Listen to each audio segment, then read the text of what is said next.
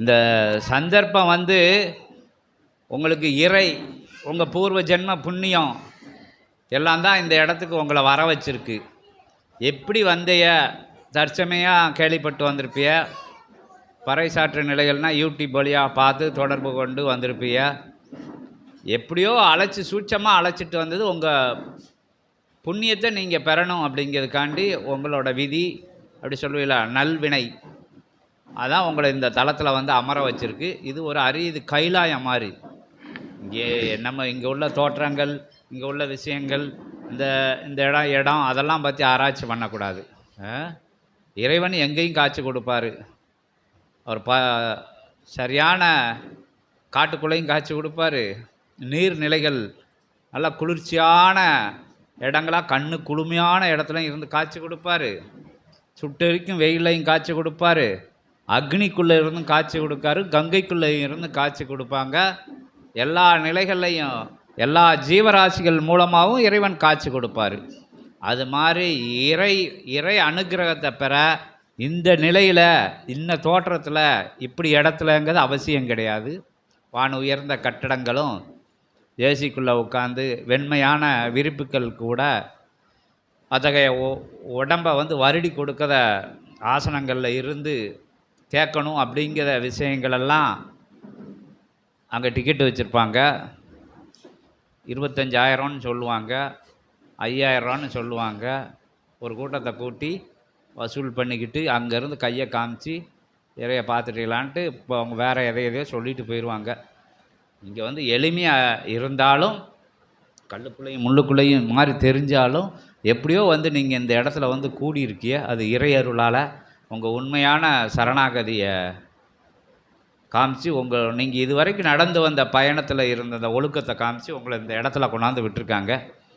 இதில் என்ன தொடர்ந்து வரணும், தொடர்ந்து பயணிக்கணும் அப்படிங்கிறதும் உங்களோட பூர்வ ஜென்ம நிலைகளை பொறுத்தது தான். ஏற்றுக்கிடணும். முதல்ல நான் சொல்லுதோம்ல, நான்கம்ல அந்த நானை வந்து தூர போடணும். இறைவனுக்கு முன்னாடி நம்ம என்ன நான், ஒரு நானும் கிடையாது. அந்த நான் இறைவனோட கையில் தான் இருக்குது. நம்ம எல்லாரோடைய நான்னா கயிறுன்னு சொல்லுவாங்க. நம்மளை இயக்கக்கூடிய பொம்மைக்கு கயிறு வச்சு அப்படின்னா முன்னாடி காலத்துல எல்லாம் பொம்மையை இயக்குது வந்து கவுறு கட்டி இயக்குவாங்க, பொம்மலாட்டம்பாங்க. அதனால தான் இறைவன் கையில் இருக்குது எல்லா ஆற்றலும்னு சொன்னால் நம்ம உயிரே இறைவன் கையில் தான் இருக்குது. புண்ணியங்கள்லாம் சேர்ந்து பஞ்சபூதங்களாக இருக்குது. பஞ்சபூதம் இறைவனாக இருக்கார். அண்டவெளி எல்லாமே இயற்கை தான் இறைவனாக இருக்குது. இயற்கை புண்ணியம்தான் இயற்கையாக இருக்குது. அகத்திய பெருமான் ரொம்ப நேரம் விளக்கி சொல்லியிருக்காங்க. இருந்தாலும் ஒரு சின்ன இந்த புரியாமலும் சில பேர் இருந்திருப்பீங்க. அதான் பஞ்சபூதங்கள் நம்மளை இயற்கையில் நானுன்னு நம்மளை சொல்லதில் ஒரு விஷயம் கிடையாது. எத்தனையோ ஆர்கன்ஸு உடம்புல எத்தனையோ உறுப்புகள் இருக்குது. நம்ம கட்டுப்பாட்டிலையா இயங்குது. அதை சாப்பிடாத, இதை சாப்பிடாத, அங்கே போகாத, இங்கே போகாதாங்க. எவ்வளவு பாதுகாப்பாக இருந்தாலும் போய் அங்கே பாதிச்சிருது. அந்த கோடீஸ்வரன் லட்சாதிபதி ரொம்ப எச்சரிக்கையாக இருக்காங்க. அந்த வீட்டில் போய் நோய் உள்ளே முளைஞ்சிருது, கிருமி உள்ளே முளைஞ்சிருது. ரோட்டில் கிடக்கிற குழந்தைகளுக்கும் ரோட்டில் கிடக்கிற என்னமும் செய்ய மாட்டேங்க. செய்யத்தான் செய்ய வேண்டிய காலகட்டங்கள் வரல செய்யும். அங்கே கொசு, எல்லா கொசுவும் கடிக்கி. அப்போ அந்த பிள்ளைகளுக்கெல்லாம் முதல்ல வரணும், அங்கே ஏன் வரமாட்டேங்கு? ஏன் எத்தனையோ என்னென்னமோ மேட்லாம் சொல்லுதிய, ஜன்னல் மேட்டு, அந்த மேட்டு, இந்த மேட்டு எல்லாமே டெங்கு வந்துடுது, அது வந்துடுது, இது வந்து சிக்கன் குனியா வந்துடுது, எல்லாம் வந்துடுது. அப்போ அதெல்லாம் அவங்களோட புண்ணிய நிலைகளை பொறுத்து. அது மாதிரி இடம் தன்மை முக்கியம் கிடையாது. இறைவன் எங்கேயும் இருப்பார். அன்பே உருவா கலியுக தேவ சித்த சபையில் இருக்கார். உங்களை இப்படி இடத்த கூட்டு வந்து இணைச்சிருக்காங்க. இந்த அரிய சந்தர்ப்பத்தை பயன்படுத்தி சபையோட தொடர்பில் இருக்க பார்த்துக்கோங்க. இங்கே இருக்கிறவங்க இந்த சங்கட நாராயணன் கடும் முயற்சி எடுத்திருக்காரு. அவர் காமிக்கிறத அவர்னா இங்கே சபையோட பிரதிநிதியாக இருக்காங்க அவங்க. நீங்கள் அகஸ்தியரின் பிரபஞ்ச ராஜ்யம் அப்படிங்கிறத யூடியூப் சேனல் இருக்குது, அதை அவங்க சொல்லுவாங்க. இல்லாட்டாலும் நாங்கள் பகிரணும், அது எங்களோட இது. ஏன்னா இங்கே வந்து சட்சங்கம் போட்டு எல்லார் செவிக்குள்ளேயும் போகணும் அப்படிங்கிற வந்தோம் கேட்டோம் உட்காந்தோம் எந்திரிச்சு போனோன்னு இருக்கக்கூடாது. உங்கள் ஃபோன் நம்பரையெல்லாம் தொலைபேசி எண்களையெல்லாம் இங்கே பதிவு பண்ணிட்டு போயிருங்க. என்ன உங்களோட தொலைபேசி எண் கட்டாயம் உங்கள் பெயரோடு இருக்கணும். நாளைக்கு எங்களோட நம்பரும் உங்களுக்கு இருக்கணும். இங்கே உள்ள கிளை சபை நம்பரும், இங்கே கிளை நிலை கொண்ட இங்கே உள்ள நம்பரும் இருக்கணும், பிரதான சபை நம்பரும் இருக்கணும் உங்கள்கிட்ட. நீங்கள் எப்பவும் யார்கிட்டையும் பேசலாம். ஏன்னா இவர்கிட்ட மட்டும்தான் பேசணும்னு கிடையாது. நீங்கள் நினச்சா பிரபஞ்ச சபைக்கு நேராக எங்கள் கூட பேசலாம். இங்கே வந்து கட்டுப்பாடு இல்லாத சபை. இங்கே இருக்கிறவங்க நிர்வாகம் பண்ணிக்கிட்டு இருக்கிறவங்கள கேட்டுட்டு அங்கே பேசணும்னு கிடையாது. இது எல்லா சபைகளுக்கும் தீர்க்கமாக. ஏன்னா இதில் தவறான முடிவுலாம் சில பேர் பண்ணிட்டாங்க. அதுக்காண்டி எச்சரிக்கையாக பப்ளிக்காக அறிவிக்கு. இங்கே யாரும் ஆசானை பார்க்க முடியாது. இவர் நான் கூப்பிட்டா தான் போகணுன்னு கிடையாது. நீங்கள் நினச்சா வந்துக்கிட்டே இருக்கலாம். சுதந்திரமான சபை இது. இங்கே யாரும் பெரியவங்க கிடையாது, சிறியவங்க கிடையாது. என்ன எல்லாரும் எப்பவும் சபையோட தொடர்பு இருக்கலாம். இங்கே இறைவனுக்கு தான் முதலிடம். இந்த சபையோட நிலை வந்து எல்லா இடங்கள்லையும் பரவணும், எல்லாருக்கும் பரவணும் அப்படிங்கிற நிலை தான். என்ன அதுக்கு வந்து ஒரு சின்ன ஒரு கட்டுப்பாடு அமைப்புக்காக தான் வச்சுருக்கிறத விட, அன்பே உருவான சபை. இறைவனை பார்க்க யாரும் தடை போட முடியாது. தகுதி இருந்தால் எல்லாரும் பார்க்கலாம் அப்படிங்கிறத சொல்லி, நீங்களும் ஏதோ பணி செய்யணும்னா அவர்கிட்ட வந்து சொல்லலாம். நான் இப்படி பணி செய்ய போகிறேன், இல்லாட்டி என்னால் வந்து ஏதோ வந்து உதவி செய்யணும், அங்கே சபைக்கு அன்னதானம் போடுறது கொடுங்க, இல்லாட்டி இங்கே வந்து நீங்கள் ஓத்தையில் அந்த ஆள் செஞ்சுக்கிட்டு இருக்காரு, ஏதோ உங்களால் முடிஞ்ச உதவிகளும் கொடுக்கலாம். என்ன அது வந்து பிரபஞ்ச சபைக்கு கொடுத்த மாதிரி தான். வேறு வந்து வேற்று மாற்று நிலைகள் அவர் இது ரூபாவாக கேட்டாருன்னா அதுக்கு சபை பொறுப்பு கிடையாது. எங்கே யாரும் வந்து வசூல் மையமாக வச்சு செய்யப்படுற விஷயம் கிடையாது. எத்தனையோ தேவைகள் வந்து சபைக்கு இருக்கும். அதுக்கு நீங்கள் அன்பு இறைவனை வணங்கி கொடுக்கக்கூடிய விஷயங்கள், அது வந்து அன்பை கொடுத்தாலும் சரி, உங்கள் தொந்தரவு உங்களுக்கு இருக்கையில் அங்கேருந்து அனுகிரகங்கள் கிடைக்கும். இது எந்த விளம்பரத்துக்காகவும் செய்யப்படுகின்ற கூட்டம் இல்லை. இது ஒரு குரூப்பாக இருந்து இங்கே செயல்படுங்க. அப்படின்னா தான் நாங்கள் இங்கே வந்து அடிக்கடி சச்சங்கம் போட முடியும். ஒரே ஆள் செலவழிக்க முடியாது.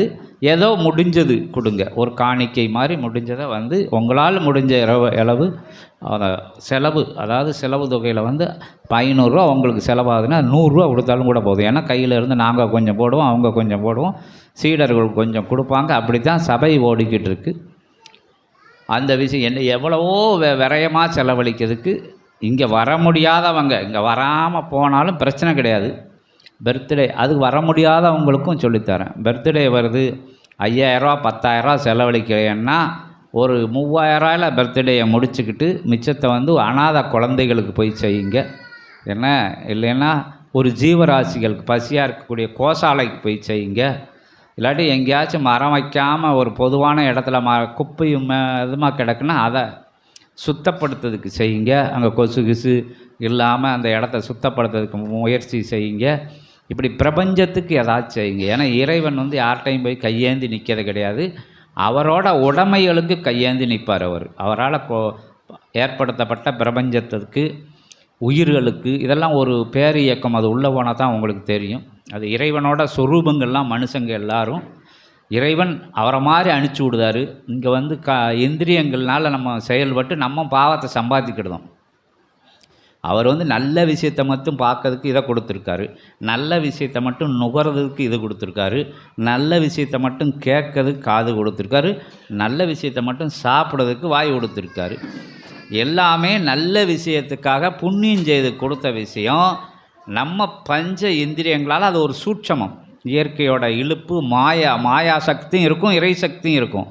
மாயா சக்திக்கு கட்டுப்பட்டு நம்ம வினை பயனால் அந்த ஒவ்வொரு வயசுலையும் வரக்கூடிய ஒவ்வொரு நிலைகளை பார்த்தே பயணம். என்ன இளம் வயசில் வரக்கூடிய பொம்மைகளுக்கு, அதுக்கு இதுக்கு வண்டிகளுக்கு அப்படின்னு ஒவ்வொரு டீனேஜில் வரக்கூடிய அந்த பாலின உணர்வுகளுக்கு, அதற்கடுத்து வரக்கூடிய குழந்தைகள், அந்த கணவன் மனைவி கணவன்கிற பற்றுக்கு, ஸ்டேட்டஸு, ராயலு, அப்படி இப்படின்னு ஒவ்வொரு விஷயங்களுக்கும் உள்ளே புகுந்து செய்யக்கூடிய நிலைகளால் செய்யக்கூடிய அடுத்தவங்களுக்கு செய்யக்கூடிய துன்பங்கள், அடுத்த உயிர்கள் துன்பப்படுகின்ற அளவுக்கு நம்ம வளர்ச்சி, அப்படி செஞ்ச நிலைகள் தான் வினை நிலைகளாக வாரி வினை மாந்தர்களாக இறைவனை பார்க்க முடியாமல், இறைவனை உணர முடியாமல், இறைவனை புரிய முடியாமல், இறைவன் உள்ளுக்குள்ளே இருக்கதை உணர முடியாமல், இறைவனே நம்மளாக இருக்கதை உணர முடியாமல், நம்ம மாயை வந்து நம்ம மாயா தேவி வந்து நம்ம மயக்கம் பல செய்து அப்படி இப்படி எல்லா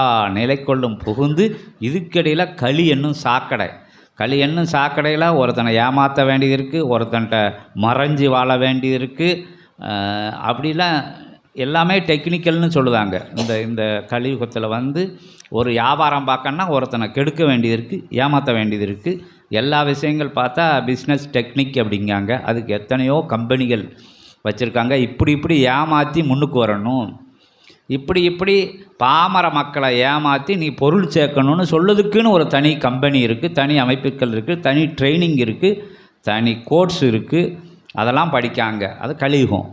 எப்படி ஏமாற்றணுங்கிறதுக்கு ஒரு கோர்ஸு, எப்படி கவர்ந்து இழுக்கணும் அப்படிங்கிறதுக்கு ஒரு நிலை, ஒரு ஒன்றுக்கும் உதவாத பொருள், அதோட பெரிய பொருள், அதோட நல்ல தரமான பொருள் விற்கையில் ஒன்றுக்குமே உதவாத பொருளை அரைகுறை ஆடை அணிஞ்சு ஒரு பெண்மணி வந்து விளம்பரப்படுத்தையில் அதை வாங்கி சாப்பிட்டு வம்பா போகிறவங்களும் இருக்காங்க. அந்த விளம்பர நிலைகள், அதாவது இந்த நடிகர்னு சொல்லக்கூடியவங்க எல்லாம் அந்த உயர் மட்டத்தில் எல்லாரோட பார்வையும் அந்த இருக்கக்கூடிய ஒரு பொருளால் வச்சு ஏமாத்துதாங்க. அதே மாதிரி தான் ஆன்மீகத்தையும் ஏமாத்துதாங்க. ஆண்னா அகத்திய பெருமான் சொன்ன மாதிரி ஆன்மாக்குள்ளே ஈகை வருவது ஆன்மீகம்.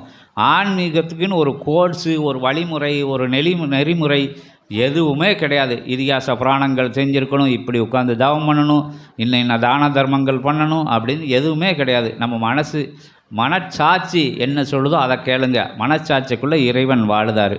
இந்த பிள்ளை துன்பப்படுது அப்படின்னு மனச்சாட்சி சொல்லும். கொடுத்துட்டு போடா, கொஞ்சம் உன் பிள்ளைக்கு வாங்கிட்டு போகிற ஒரு பிஸ்கட் பாக்கெட்டை கொடுத்துட்டு போ அப்படின்னா உங்களோட தகுதி அங்கே தடுக்கு. காரில் போவைய இல்லாட்டி கொஞ்சம் உயர் மட்ட மாந்தர்கள்னு சொல்லி உங்கள் கூட இருப்பாங்க. அவங்க மொத்தத்தில் வந்து சாக்கடைக்குள்ளே தான் கிடக்கிறவங்க தான். அவங்க ட்ரெஸ்ஸும், அவங்க ஷூவும், அவங்க போட்டுக்கிற பெர்ஃப்யூமும், அவங்கள உயர்ந்தவன் நீங்கள் நினச்சிட்டு அங்கே தானம் தர்மம் செய்யாமல் உங்கள் பணியை செய்யாமல் நீங்கள் போகிறைய. அப்போ இறங்கி வந்து செய்யுங்க. ஒரு மூதாட்டி நடக்க முடியாமல் இருந்தால் இறங்கி வந்து உதவி பண்ணுங்க. ஒரு வயதோகி ஆள் நடக்க முடியாமல் தள்ளாடி விழுந்தால் அந்த இடத்துல சடேர்னு இறங்கி போய் உதவி பண்ணுங்க. எல்லாமே இறைவன் அங்கே தான் இருக்கார். ஏழையின் சிரிப்பில் இறைவனை காணலாங்கிறது உண்மை. அதாவது அவங்க பூர்வ ஜென்மத்தில் செஞ்ச பாவ நிலைகளால் அந்த நிலைக்கு தள்ளப்பட்டிருக்காங்க. இருந்தாலும் அவங்களுக்கு உதவி பண்ணையில் நமக்குள்ளே இறங்கி நமக்கு புண்ணியம் கொடுப்பாரு. வேறு ஆன்மீகம்னா ஒன்றுமே கிடையாது. அடுத்தவங்களுக்கு செய்ய தான் ஆன்மீகம், அடுத்தவங்களோட கருணையாக இருக்க தான் ஆன்மீகம், அடுத்தவங்க மேலே அன்பாக இருக்கிற ஆன்மீகம். அவங்களுக்கு தான் இது நாள் வரைக்கும் இறைவன் காட்சி கொடுத்துருக்கு. என்னமோ டெக்னிக்கெல்லாம் யூஸ் பண்ணி தவம் பண்ணவங்களுக்கு யாருக்கும் இறைவன் காட்சி கொடுக்கல. எங்கேயோ வனாந்தர நிலைகளுக்கெல்லாம் சேர்ந்தவங்களுக்கும் காட்சி கொடுக்கல. இறைவன் வந்து பணி செஞ்சவங்களுக்கு, அதாவது பூலோகத்துக்கு பணி செஞ்சவங்க தான் பெரிய ஆளுக்களாக இருக்காங்க, பெரிய நிலைகளில் இருக்காங்க. அதை தான் இறைவன் சிவமே அந்த பணி செய்யலை. நம்ம செய்துக்கு என்ன? சிவபெருமான் தான் அவ்வளோ உயர்ந்த இடத்துல இருக்கார். அவர் வாணிக்கு பேசாட்டில் உட்காந்துக்கலாம்ல. யார் எப்படி போனால் அவருக்கு என்ன? ஏன்னா அதுதான் இறை. அடுத்தவங்களுக்கு செய்ய தான் இறைவு, அன்பாக இருக்க தான் இறைவு. இதைத்தான் புரிஞ்சுக்கணும் நம்ம. புரியுதுல? அப்போ சிவனே அப்படி செய்யலை. சிவத்துக்குள்ளே தான் பிரபஞ்சமே இருக்குது. சிவன் என்ன செய்தார்? வேலை செய்தார். எல்லாருக்கும் வேலை செய்தார். எல்லா ஆன்மாக்களுக்காக வேலை செய்கிறாரு. ஆன்மாவுக்கு உள்ளிருந்து வேலை செய்தார். ஆன்மாவாக இருந்து வேலை செய்தார். இதுதான் ஆன்மீகம். அதனால் ஆன்மீகம்னு எங்கேயும் தேடி போக வேண்டாம். எந்த மலை உச்சிக்கெல்லாம் ஏற வேண்டாம். அங்கே ஒருத்தன் இருக்கான், இங்கே ஒருத்தன் இருக்கான்னு மாறி அதை தான் சொல்லுதோம். அவர் ஆடை இல்லாமல் இருக்கார், அவர் குளிக்கவே மாட்டாராம், அவர் முடியே வெட்ட மாட்டாரானா. அதெல்லாம் நமக்கு தேவையா? குளிக்காமல் இருக்கிறதும், முடி வெட்டாமல் இருக்கிறதும், வைக்காமல் செய்யாமல் தன்னால் சிரிச்சுக்கிட்டே இருப்பாராம். அவரை பார்த்தா எல்லாம் உன்னைய பார்த்தா நீ சரியாயிருவ, அடுத்தவனை பார்த்தா நீ சரியாகவே மாட்ட. தற்சமயம்லாம் வேணால் நிகழ்ந்திருக்கும். என்ன, அடுத்தால பார்க்கறதுனால ஒரு புண்ணியம் உனக்கு கிடைச்சிட போகுது. நீ சரியில்லாத உன்னோடைய பாவ நிலைகளால் நீ கஷ்டத்தை அனுபவிச்சுக்கிட்டு இருக்க. நீ அதை புண்ணியத்தால் தான் நிரப்ப முடியுமே தவிர அடுத்தவனை பார்க்கறதால நிரப்ப முடியாது. அது தற்சமயாக நடந்த நிகழ்வு. அன்னைக்கு உங்களுக்கு வினை போகணும்னு இருக்கையில் அந்த அந்த அந்த வழியாக போகையில் உங்களுக்கு போயிருக்குமே தவிர தன்னை எறிந்தால் உன்னை எறிந்தால் நீ உன்னை எறிந்தால் அப்படின்னு பாடல் வரிகள்லாம் இருக்குது. அதே மாதிரி உங்களை அறிங்க, அதுக்குள்ளே இறைவன் இருக்காருன்னு சொல்லி உங்களுக்கு ஒரு சிற்றுரை நீண்டுக்கிட்டே போகுது. அகத்திய பெருமான் திருவடியிலே இருந்து சொல்லி மீண்டும் அகத்திய பெருமான் திருக்கருணை உங்கள் மேலே எல்லார் மேலேயும் விழட்டும். இதில் வந்து முதல்ல ஞான சம்பந்தப்பட்ட வினாக்கள், பொதுவான வினாக்கள் இப்போ கேளுங்க அகத்திய பெருமான்கிட்ட. இதெல்லாம் பெரிய சந்தர்ப்பம். உங்களுக்குள்ளே சின்ன வினாவாக இருந்தாலும் யோசனை பண்ணாமல் கேளுங்க. என்ன, கேட்கறதுக்கு தயக்கம் வேண்டாம். இறைவன்கிட்ட கேள்வி கேட்கறதுக்கு இறைவன் பதில் சொல்ல தயாராக இருக்கார். அகத்திய பெருமான்னா யாருன்னு உங்களுக்கு தெரியும். சிவன் தான் அகத்திய பெருமான், வேறு யாரும் கிடையாது. சிவரூபந்தான். 33 தேவர்கள், 9 கோடி சித்தர்கள். அது இல்லாட்டி சொல்ல முடியுமா அகத்திய பெருமான் இப்படி உட்காந்து பேச முடியுமா? நவக்கிரகங்களை கெட்டி போட்டுருவான்னு யாராலையும் சொல்ல முடியாது. அதை சொல்லணுன்னா அதுக்கு ஒரு தனி கெத்து வேணும்.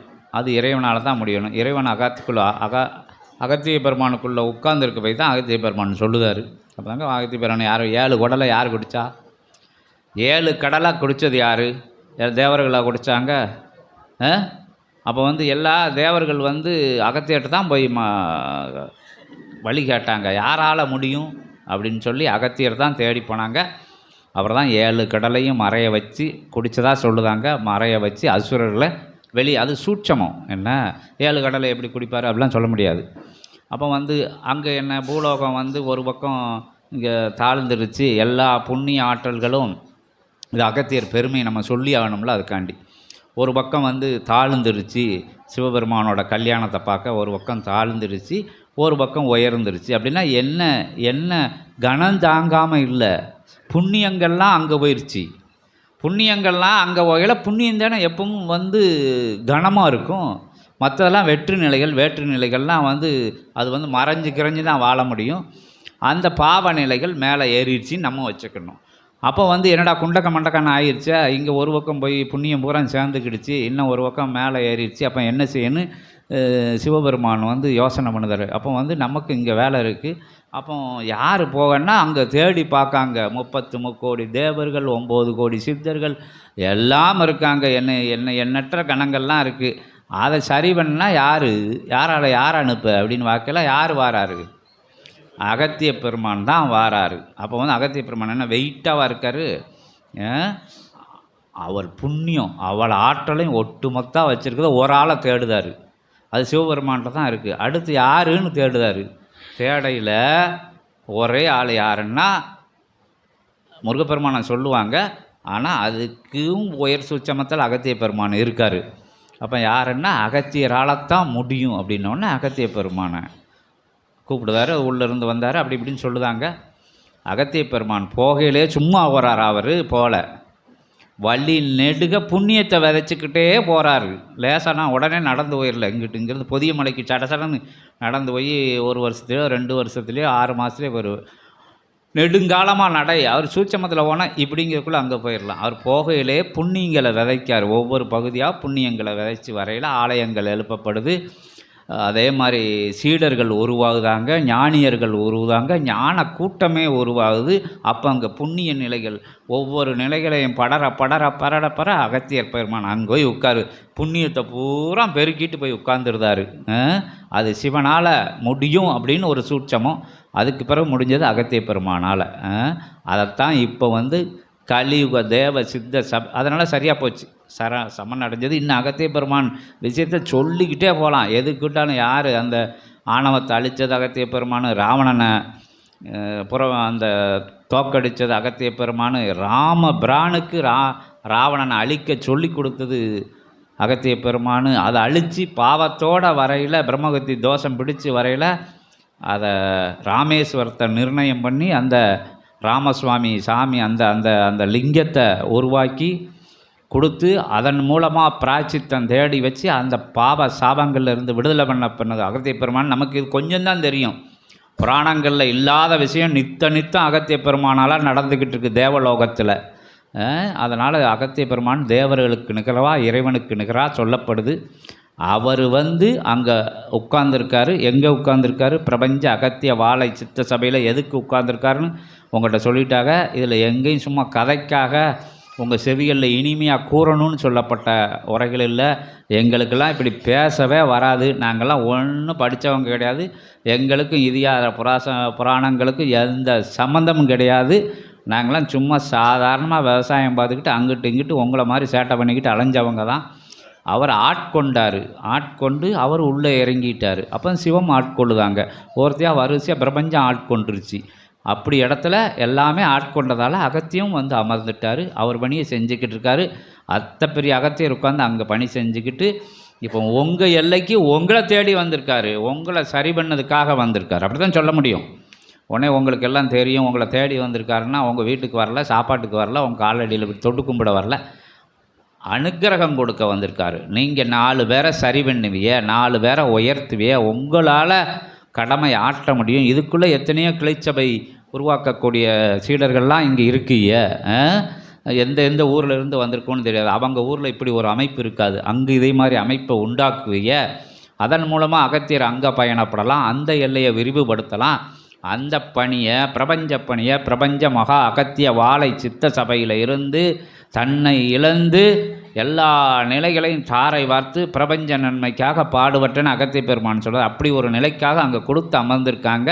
அதுக்குள்ளே நான் அப்படிங்கிற நான் கிடையாது, அங்கே ஒரு கருவியாக பயன்படுத்துகிறாங்க சித்தர்கள். அதே மாதிரி உங்களையும் நாளைக்கு கருவியாக பயன்படுத்தி உங்களுக்குள்ளேயும் இப்படி ஆதி கைலாய சிவசூட்சம நூல் வந்து பீரிட்டு கிளம்பும். அந்த நிலைகள் தொடங்கிருச்சு. உங்கள் பிள்ளைகளுக்கு, உங்கள் வாரிசுகளுக்கு நீங்கள் கோடி கோடியாக சம்பாத்தியம் பண்ணி வச்சு பிரயோஜனம் கிடையாது. நகையாக தெரியாமல் பூட்டி வச்சு பிஸ்கட்டும் அதுவும் இதுவும் அங்கே மறைச்சி இங்கே மறைச்சி வச்சு திடீர்னு ஒன்று ஆயிடுச்சுன்னா எங்கே இருக்குதுன்னு உங்கள் பிள்ளைகளுக்கே தெரியாமல் போயிடும்.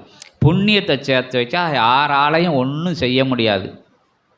எப்படி கல்வியை அழிக்க முடியாது அப்படின்னு முன்னாடி சொல்லுவாங்க, எதையே சேர்க்க கல்வியை கற்றுக் கொடுத்துருன்னு.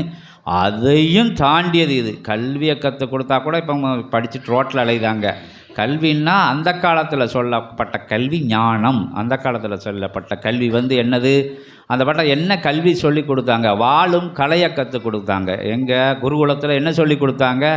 A+B=Cன்னு சொல்லி கொடுக்கல. வாழும் கலையை, பாவம் புண்ணியம் இப்படி வேலை வாக்கும், நீ இப்படி தப்பிச்சு வரணும், பாவிகள்கிட்ட இருந்து இப்படி தப்பிக்கணும், புண்ணியவான் கூட இப்படி சேரணும், புண்ணியத்தை இப்படி எளிய முறையில் செய்யணும், இருக்கிற இடத்துலேருந்து செய்யணும், தனம் இல்லைன்னா உன் வாக்கால் செயலால் சிந்தையால் செய்யி அப்படின்னு சொல்லி கொடுக்குற இடம் தான் குருகுலம். அந்த இடத்தான், அந்த விஷயத்தை தான் கற்றுக் கொடுத்தாங்க அப்போ உள்ள கல்வியில்.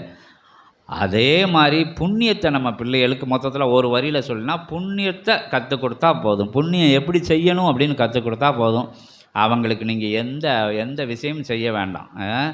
ஏன்னா நீங்கள் பணமாக சேர்த்து வச்சு அடுத்தவனை அழித்து அடுத்தவனை ஏமாற்றி பிறர் குடும்பத்தை கெடுத்து பணமாக சேர்த்து வச்சு உங்கள் பிள்ளைகளுக்கு நம்மன்னு சொல்லிக்கிடுவோம், நம்ம பிள்ளைகளுக்கு டெபாசிட் பண்ணதோட புண்ணியத்தை அவங்களுக்குள்ளேயே டெபாசிட் பண்ணல. அவங்களுக்கு நோய் வராது, நொடி வராது, கெட்ட சிந்தனை வராது, கெட்ட நோக்கம் வராது, கெட்ட சவகாசம் ஏற்படாது. எதுவுமே இல்லாமல் அவங்க கலி யுகமாக இருந்தாலும் அவங்க தர்ம யுகத்தில் வாழ்வாங்க, தர்மவானாக வாழ்வாங்க. அவங்க 4 பேரை நெறிப்படுத்துவாங்க, உயர்வுபடுத்துவாங்க, உன்னதப்படுத்துவாங்க. அவங்களும் உயர் நிலையில் இருந்து உயரான ஆனந்த நிலை, அவங்களும் ஆனந்தமாக இருந்துட்டு எல்லாத்துக்கும் ஆனந்தத்தை பரத்துவாங்க. அதே செய்யலை சபை செய்யுது. அதே மாதிரி நீங்களும் செய்யறதுக்கு உண்டான முயற்சிகள் ஏற்படுங்க. இங்கே யார் என்ன விஷயங்களும் எங்களுக்கு தெரியாது, என்ன இடத்துல இருந்து வாரைய எதுவும் எங்களுக்கு தெரியாது. செய்ய முடியாதவங்க இணைஞ்சு செய்யுங்க, செய்ய முடியாதவங்க சபையோட தொடர்பில் வாங்க. ஓம் அகதீஷாய நமக, ஓம் அகதீஷாய நமக. ஒவ்வொருத்தரும் சபையை பணிஞ்சு நிற்கல, உங்களோட இல்லம் அது வந்து சொல்லப்படலை இந்த சபையில். ஒவ்வொருவோட இல்லமும் வந்து இல் சபையாக்கப்படுது. முதல்ல இங்கே அதான் முதல்ல அடிப்படையிலேருந்து இங்கே தொடங்குதும். இல் சபையாக்கப்படுது. நான் 4 பேரை பார்க்க முடியல, வைக்க முடியல, செய்ய முடியலன்னா அது வரைக்கும் நீ என்ன செய்தேன்னா பிரம்ம முகூர்த்தத்தில் இறங்கி அகத்தியரோட நாமத்தையும் பிரபஞ்ச மகா அகத்திய வாழை சித்த சபை எதுக்கு சொல்லணும்னா 11,000 புண்ணியம் அங்கே இருக்குது. சிவபெருமான் வந்து அங்கே உட்காந்து தூங்குதாருன்னா ரெஸ்ட் எடுக்காருன்னு சொல்லுதாங்க. அப்போ பணி அங்கேருந்து தொடங்குதுன்னு அர்த்தம். அந்த தளத்தை பார்த்து நீங்கள் வணங்கி நிற்கல, உங்கள் வீடு பிரபஞ்ச சபையாகிடுது. புரியுதா? அந்த விஷயங்கள் தான் உங்களுக்கு சொல்லப்படுது எல்லார் வீடு. அப்போ அஷ்டலட்சுமிகள் அங்கே இருக்குது, உங்கள் வீட்டுக்கு வரும். நவக்கிரகங்கள் அங்கே கட்டுப்பட்டு நிற்க, உங்கள்கிட்ட கட்டுப்பட்டு நீடும். நீங்கள் எப்பவும் உயர் சபையை உயர்வாக வைக்கலோ உங்கள் வீட்டில் அங்கே இருக்கிற கணங்கள் எல்லாம் வந்து உட்காரும். அதுதான் ஒவ்வொருவோட சீடர்கள் வீட்லையும் வந்து உட்காந்து அற்புதம் நடந்துக்கிட்டு இருக்குது. அந்த அற்புதங்கள்லாம் இந்த சின்ன சற்சங்கத்தில் வந்து உங்களுக்கு ஒவ்வொருத்தலாக கூப்பிட்டு சொல்லலை.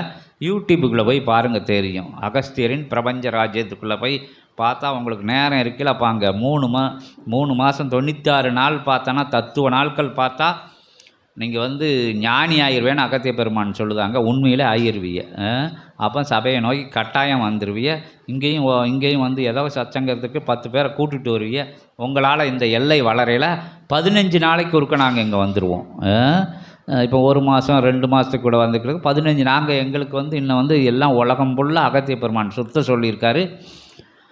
அவர் எங்களை கூட்டுட்டு போகிறாரு, நாங்கள் சகடையில் வச்சு அவரை கூட்டுட்டு போகிறோம். அப்படி அகத்திய பெருமானோட பிரபஞ்சமே வருது.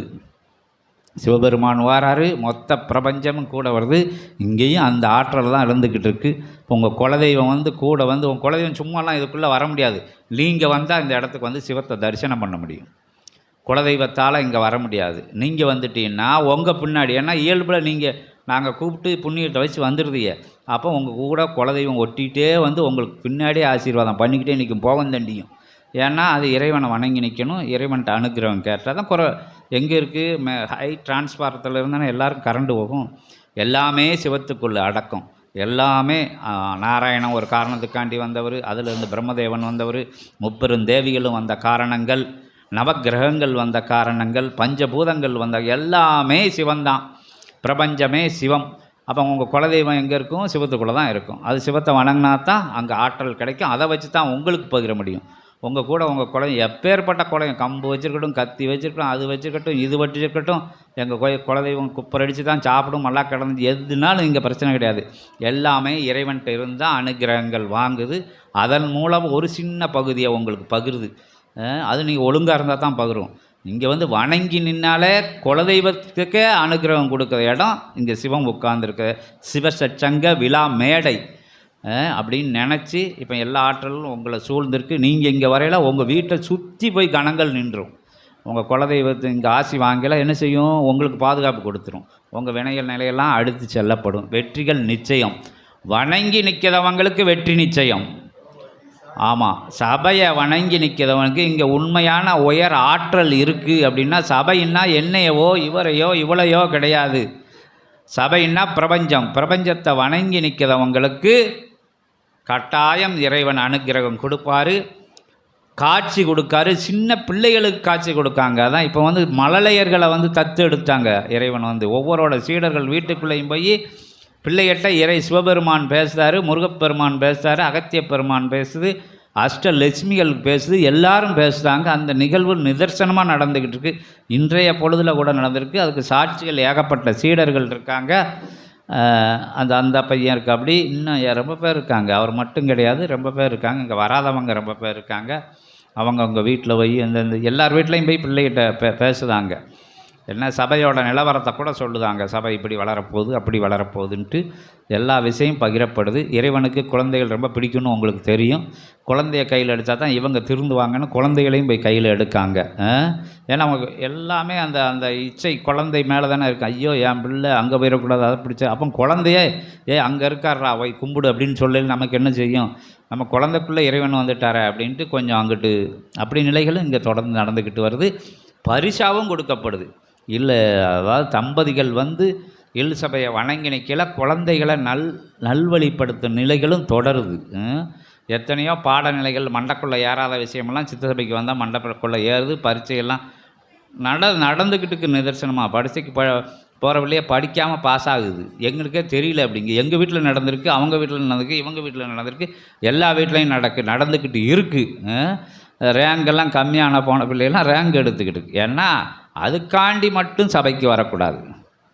பிரபஞ்சத்துக்கு சபையில் செய்யல அந்த பிரபஞ்ச புண்ணியம் உங்களுக்கு பகிரப்படும் அப்படிங்கிறத சொல்லி ஓம் அகதீஷாய நமக, ஓம் அகதீஷாய நமக, ஓம் அகதீஷாய நமகன்னு சொல்லி உங்களுக்குள்ள ஞான கேள்விகளை ஞான புதையலாக பொக்கிஷமாக பட்டறையா ஞான யுகமாக அமர்ந்திருக்கின்ற ஞான பெருந்தகை அகத்திய பெருமான்கிட்ட கேளுங்க.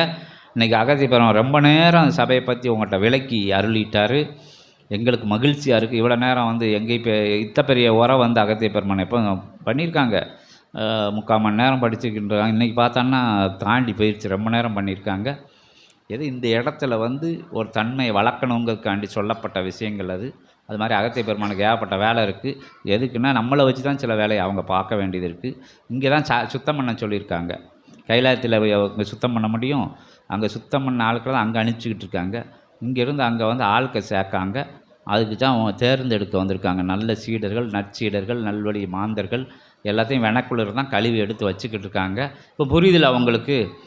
அப்படிங்கல உங்கள் வினைகள் ஓடிடும். நீங்கள் வந்து பிரபஞ்சத்துக்கு செய்யணும்னு நினைக்கல.